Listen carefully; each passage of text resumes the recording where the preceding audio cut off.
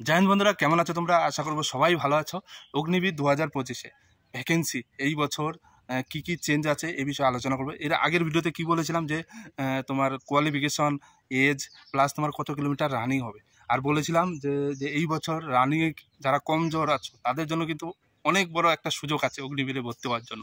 কি সুযোগ এই ভিডিওর মাধ্যমে আলোচনা করব।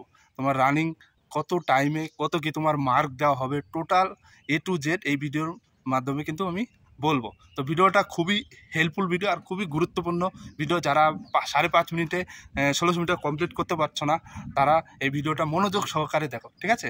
আর যারা চ্যানেলে নতুন আছো চ্যানেলটি অবশ্যই সাবস্ক্রাইব করে রাখবে আর কমেন্ট করো। তোমরা যেরকমভাবে কমেন্ট করবে সেরকমভাবেই কিন্তু আমি ভিডিও দেই।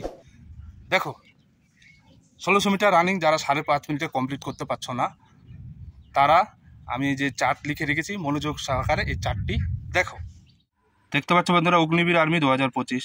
তো ফিজিক্যাল ফিটনেস টেস্টের দিন তোমাদের কি কি হবে, টোটাল কত কি রানিং হবে, কি বিম হবে, কত কি মার্ক, কতগুলো বিম দিলে কত কি মার্ক পাবে, কত টাইমের মধ্যে তুমি রানিং কমপ্লিট করলে তোমার কি মার্ক লাগবে, A to Z কিন্তু আমি এই কপির মধ্যে লিখে রেখেছি। তো মনোযোগ সহকারে দেখো। গ্রুপ 1 যারা যাবে তাদের কিন্তু 5 মিনিট 30 সেকেন্ড যদি কমপ্লিট করতে পারে সে পেয়ে যাবে 60 নম্বর মার্ক রানিংয়ের জন্য। আর বিম যদি 10টা মারতে পারে তাহলে 40 নম্বর মার্ক পেয়ে যাবে। গ্রুপ 2 5 মিনিট 31 সেকেন্ড থেকে 5 মিনিট 45 সেকেন্ডের মধ্যে যদি কমপ্লিট করতে পারে সে মার্ক পেয়ে যাবে 48। আর যদি 9টা বিম মারতে পারে তাহলে সে মার্ক হয়ে যাবে 33।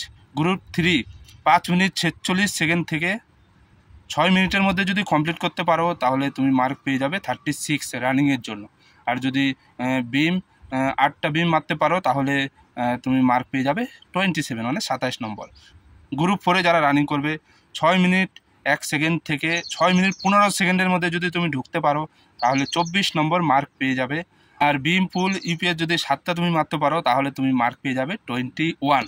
তো এই বছর কিন্তু বিরাট বড় তোমাদের জন্য সুযোগ। যারা রানিংয়ে একটু কমজোর আছো তারা কিন্তু এইভাবে রানিং তোমরা করতে পারবে, ঠিক আছে? তো কোনো অসুবিধা নেই।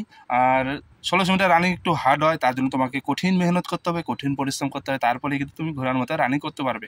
তুমি ভাবছো 5 কিলোমিটার রানিং লং রানিং, কিন্তু এটা শর্ট রানিং, কিন্তু তোমাকে শরীর জান পান লাগিয়ে দিতে হবে, ঠিক আছে? তো ভালো করে প্র্যাকটিস করো মনোযোগ সহকারে, হাল ছেড়ে দিও না। একবার হারবে, দুইবার হারবে, কিন্তু একদিন একদিন তোমার জিত হবেই, 100% বলছি। আর ভগবানের উপর সবসময় বিশ্বাস রাখবে, আর মা বাবার কথা সবসময় তোমরা শুনবে। মা বাবার যদি ভালোবাসতে পারো না, দেখবে তুমি জীবনে সাকসেস হতে পারো।